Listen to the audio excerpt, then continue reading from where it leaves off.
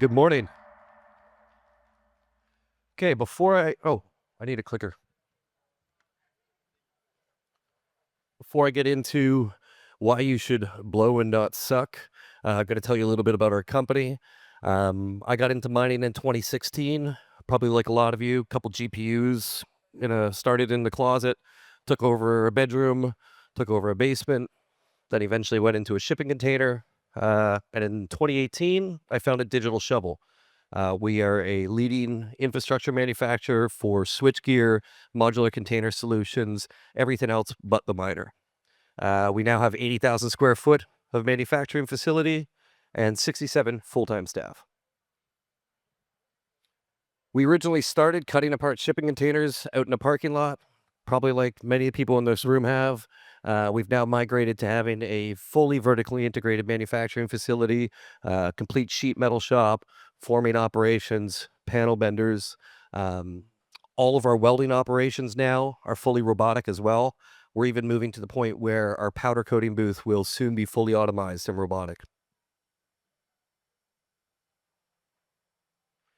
In addition, we make all of our own PDUs in-house. That includes the PCBs inside of them. So we've now moved the PCB assembly in-house. We have 2 surface mount lines. This was one of our first lines we put in. We now have another Panasonic line and then a second one, as well as 2 through-hole wave solder lines.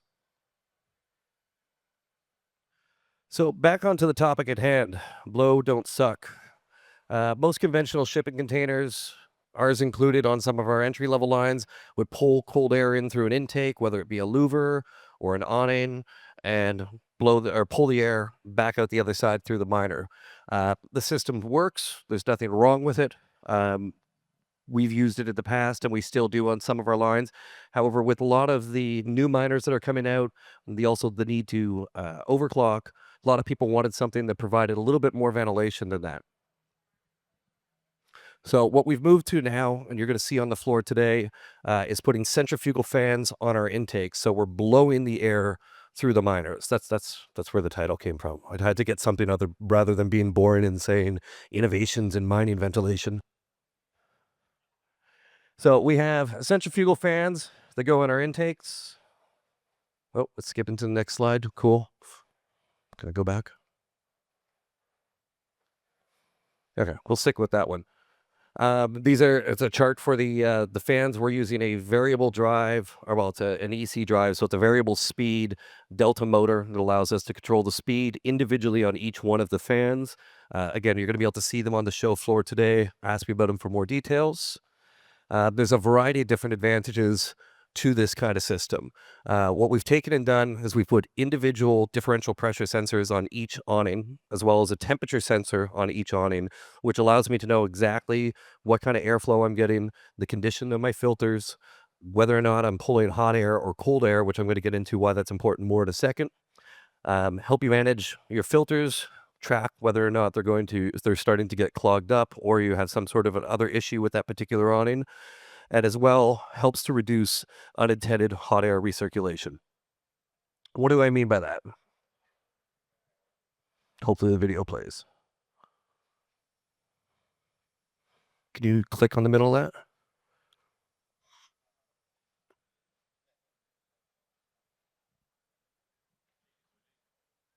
Okay, no video. Okay, so what I was referring to there would have been a nice video that was supposed to show was a problem that exists with a lot of containers. We've got hot air coming out one side, prevailing wind going against you, hot air comes back over top of the container and starts to get pulled in your intakes. This is something that is not unique to our containers. It happens with a variety of them.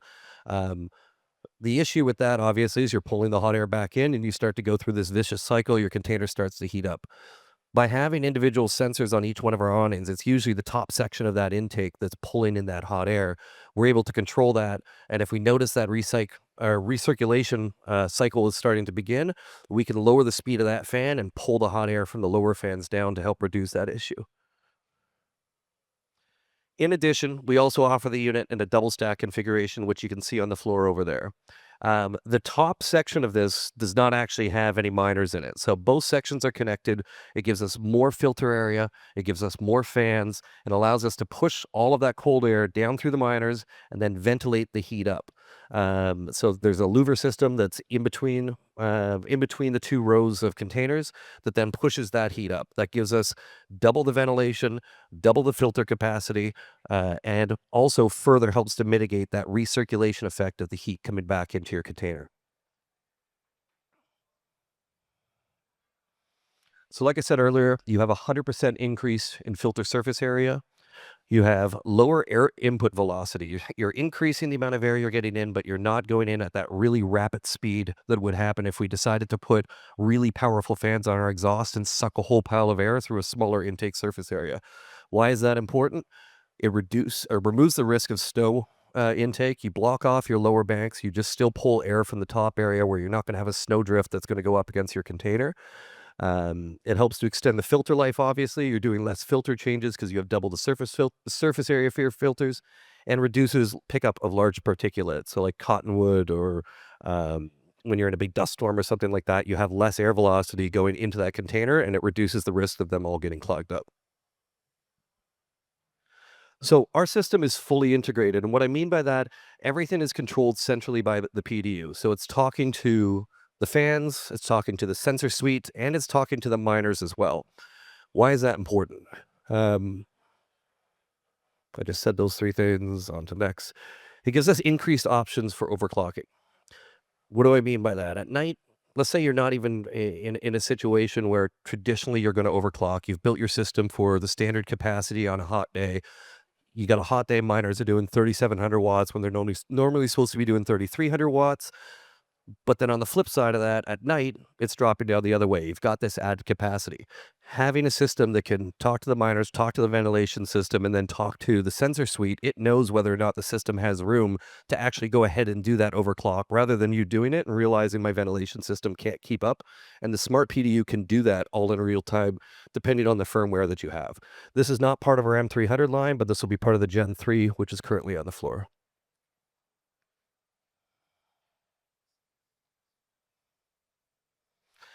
In addition to our Gen 3 line, today we also have our nanopod. So this is a much more entry-level unit.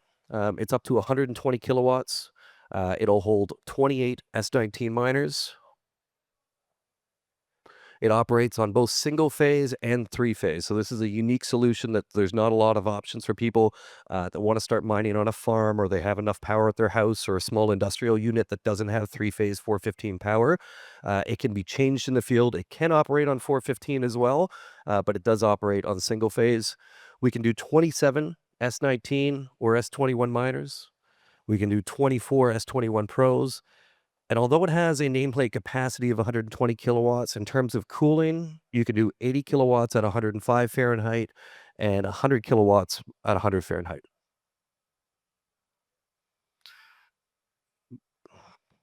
We'll go back.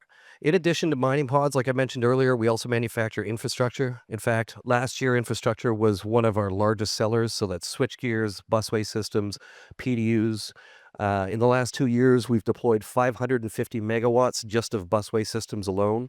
That was one of our leading sellers outside of mini pods. Our systems can go from 800 amps up to 1350 if you're just doing normally aspirated. However, we do offer them as well with an active ventilation. Some of our clients will choose to put that active ventilation on there just to keep the system running cooler and more efficient, even though they're using it based on the naturally aspirated rating. Like I mentioned, we also do switchgear. Traditionally, our switchgear was just for our mini pod line. We now have a standalone 4,000 amp switchgear. You can see a prototype of that on the floor. It is a very dense unit.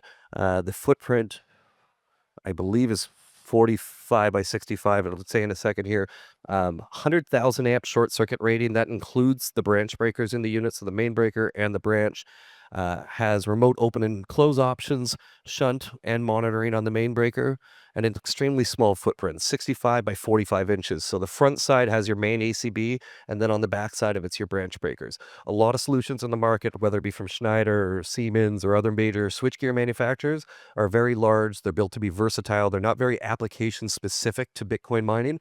This is built very dense, so it's not taking up a lot of floor space if you choose to go the build your own building route rather than going with a pod. Both of these are available in NEMA 1 and NEMA 3R. They have active ventilation on them, and in addition, we have a bus bar and lug temp monitoring system. So this is a new technology that came out from a company called Little Fuse, where we actually apply a strip along all the busway, and we can tell if there's a hot point anywhere on that busway or across your lugs. Really, really important. Most switch gears, you go out there with a thermal camera every now and then to check and see if you have a problem. This is actively doing it on an ongoing basis. You're monitoring the backside of that lugs. It can be wired either to send a warning or to hit a shunt if it goes above a certain level, something that is a great insurance for your Bitcoin mining farm. At this time, I'd like to ask if anybody has any questions. And if not, please feel free to come by our booth. Thank you very much.